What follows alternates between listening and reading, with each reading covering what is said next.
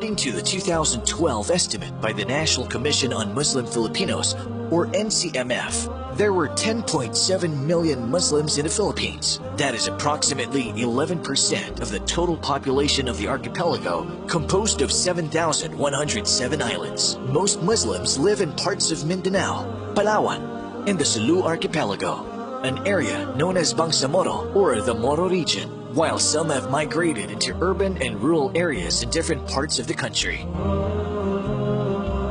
Islam was first brought by Arab traders in the late 13th and early 14th centuries.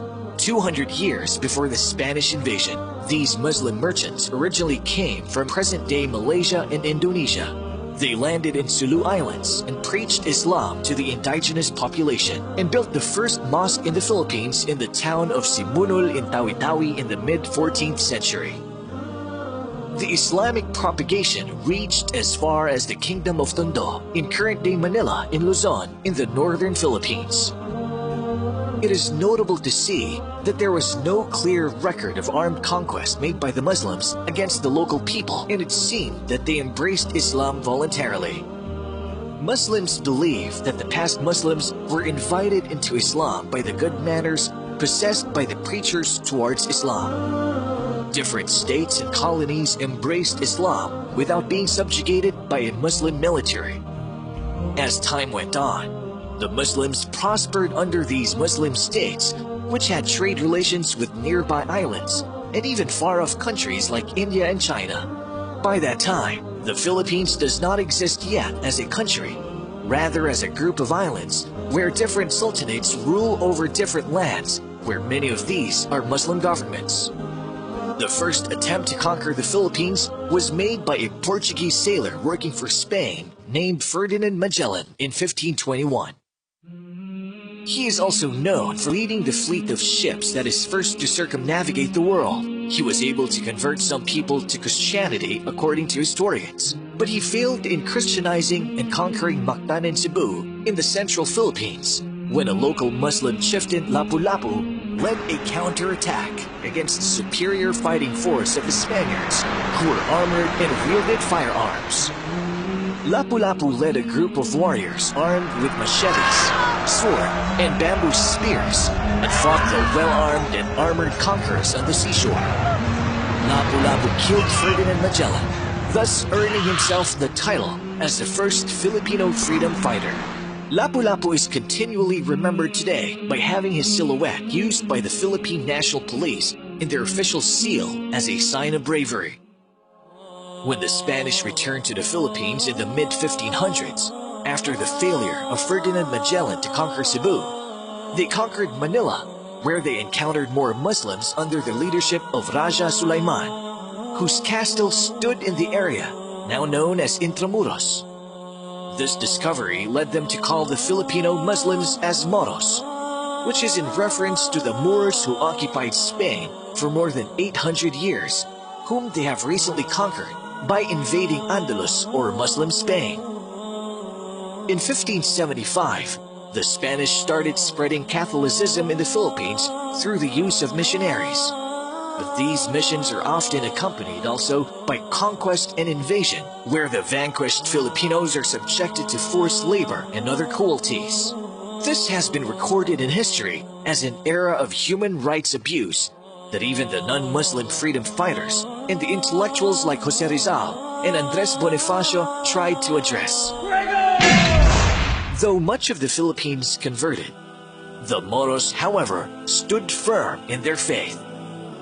Great Muslim leaders such as Sultan Kudarat of Mindanao and Raja Sulaiman of Manila continued the legacy of Lapu-Lapu in their fight for freedom. Upon the fall of Muslim territories in Luzon and Visayas in the central Philippines, most Muslims fled to the Muslim strongholds in the area that is now known as Muslim Mindanao or Bangsamoro. The Moros have a history of resistance against Spanish, American, and Japanese rule for over 400 years. But now, since the cessation of hostilities between the government and the Muslims, the Moros are collectively known as progressive partners to peace and progress of the Philippine government. More than that, The Muslims are going farther in teaching the people the real message of Islam. Islam came from the Arabic root word aslama, which means to surrender, and another word salam, which means peace. Followers of Islam are called Muslims.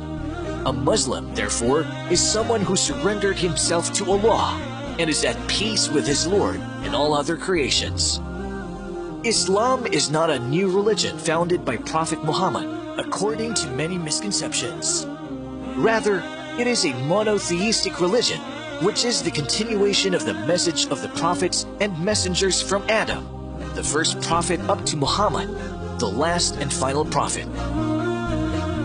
Islam is not a new religion.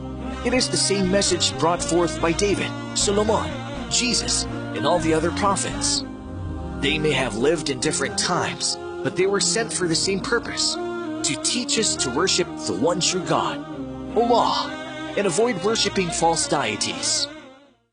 Islam has 5 pillars, testifying that there is no God worthy of being worshipped except Allah, establishing Salah, paying Zakah, fasting on Ramadan, and Hajj.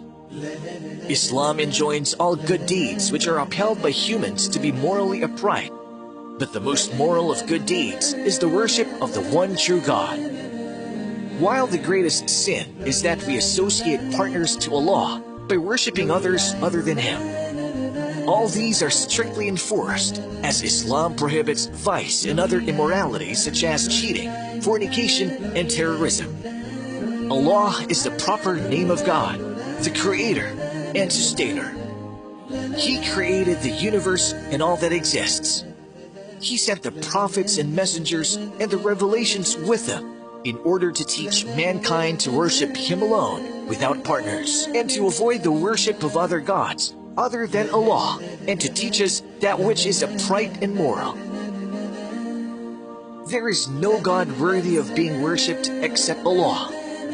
Worshipping Him alone without partners is the purpose of creation. Although Christians call Him as God the Father or Lord, Allah is the same God who created the earth in the Bible. He is the same God that sent the prophets. Muslims believe in all the prophets and messengers, including Adam, Noah, Abraham, Jesus, and the last prophet Muhammad. Prophet Muhammad had miracles the same way other prophets were given the same by Allah, in order for them to prove the validity and authenticity of their message.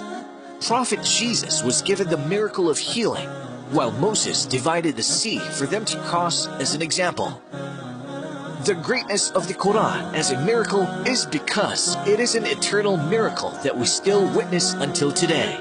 Quran is the most read book in the world, and is the only book which is memorized by millions of people from cover to cover, which is a proof of Allah's promise in the Quran itself that He shall protect it, proving that it is indeed the word of Allah.